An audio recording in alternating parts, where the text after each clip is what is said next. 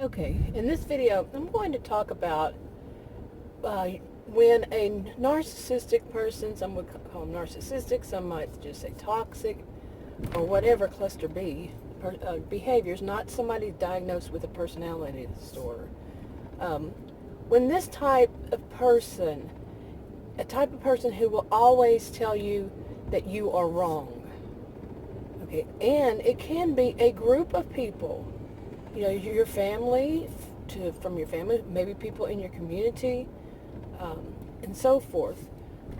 They tell you you are wrong always, and you don't see yourself as wrong always. Now, we know that people, some like narcissistic, they will never feel that they're wrong, but this isn't the case. You know that you're not always wrong because there are standards that you have learned. And you've looked at it, you've looked at yourself and you said, no, I'm not wrong. Okay. So you have this, a person or people who always say that you are wrong. I don't mean you, but, generally somebody. And they're always wrong. And let's say it's a group. Now that would be, say the group is wrong. They're actually wrong. But they have this, what some would call a group narcissism or collective narcissism. But they are not going to see that they're wrong. They're always right. To them, they are always right. And the person's always going to be wrong. Now, my mom had she would say this in that kind of situation, if it was directed toward one person who was a speaker or whatever. She'd say, what, are you the only person in the band who's marching in step? The only person in the band who's marching in step. Well, guess what, Mom? My mom passed away about 5.5 years ago. But yeah, you actually can be the only person marching in step in the band. I'll give an example. An example of this would be, say you're with a group of people and they decide that anybody 50 years old or older needs to quit their job and give all the jobs to the younger people. Pass the torch kind of mentality. And you totally disagree with that. Why do they think that anybody over, 50 or older shouldn't be working? What gives them that kind of thought? Now, you're the only person who's marching in step in the band in that situation. And as you can see, if it were turned around, anybody under the age of 50 should wait their turn so that people older can have a job. It would be the same thing. It's wrong. That way of looking at things is wrong. It's ageism. And some people would say the whole collective says, yeah, we're right. Okay. And you're wrong. Now, if you were on this type in everything that you did, you were wrong. You were wrong for all thoughts. How would you handle it? Now, I'm not here to give anybody any kind of counseling advice and any kind of how-to on something like this. No, nobody should say this is exactly how you should do this, and it works. You need a counselor, for that kind of thing, because only a counselor is going to hear your story, have a good sense of the whole situation, the scene, because it can be dangerous. We know that. I say that in a lot of videos. These people can be dangerous, and nobody can just predict what could be the outcome in this. And where are they going to be whenever you've been abused, say physically? Are they going to still be saying, well, what you need to do? No, they should not. Nobody should be telling you how to do something like that, except, with a counselor. The two of you discuss it and go from there. For an example, if you lived in, like I call where I live, Narcissismville, and you're surrounded by narcissistic people, not everybody, of course, but you are, and it's so much trouble just to go to buy your groceries, just to do anything, anywhere, you're faced with people with high sense of entitlement. And like I've said, I didn't give that reputation to where I live. And it is a suburb that they call that, but it's more like an area of more than one suburb of Dallas. Yeah, and not everybody, like I keep saying, but a lot of people are very, very narcissistic, have a high sense of entitlement, and they will knock you down if you're in their way and they're on the, coming in a store. They'll bump right into you because you are in their way. This kind of thing.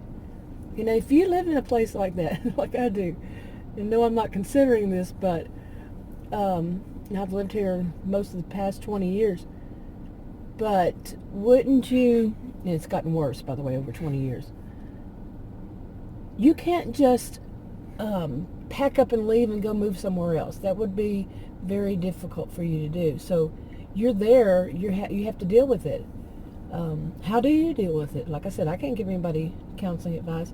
For me, I've had to, especially recently, because it's gotten worse. I mean, seriously, I'd say 2 or 3 years, it's gotten much worse.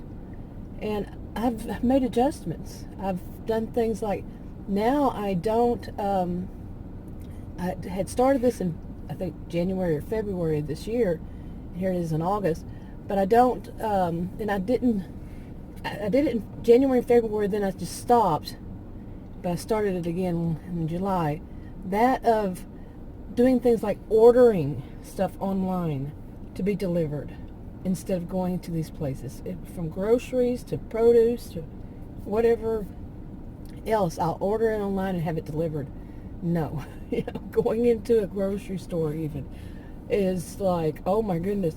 I remember one time I went, and it was I don't buy that much groceries, so a very short little trip in the store, and it happened to me so many times.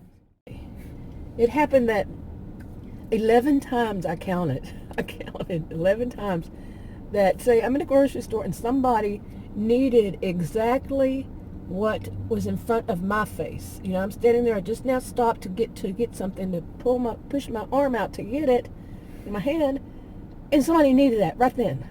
11 times. It often happens. And these are people who will push, it wasn't the same person in any of those 11 times, but they'll push your cart. They'll, like I was saying, they'll push your cart to move you. They will, like I said, put their hand right in front of your face and almost hit your face because they're first. Okay? Now, you're not like that. You don't do that. So you are the only person marching in step in the band. You see, you are not like that. But I've said this in this area, it's as though if you're not like them, then you're the problem. You're the one that has the problem. Now, this is not my first time with this kind of thing at all. I would say going back through childhood. And I'm not the only one. I'm not the only person that has experienced it. Okay, so it's not like I am so unique and everybody else is wrong. No, not that kind of thing. But, for some people with collective narcissism, they use, they have a group of people. They'll use force, their sheer force. And often they're the loudest voices. Okay. They will talk over people. They will tell them they're wrong. Then they'll, talk over them. Their voices will not be heard. They'll say, oh, they're abuse. They will tell the person they are abusing that they're abusive. Okay. And then they will talk over them. They won't let their voice be heard. And on and on. Okay. But yeah, like I was saying earlier in this, not too long ago in this video, that it is, to me, the important thing is to adapt, adjust, not to, it's bad to me that going out is something I don't want to do anymore. To me, someone would say, oh, that's being avoidant and all this. No, that's me actually keeping myself sane. Seriously. Yeah, I could go out, and I do this.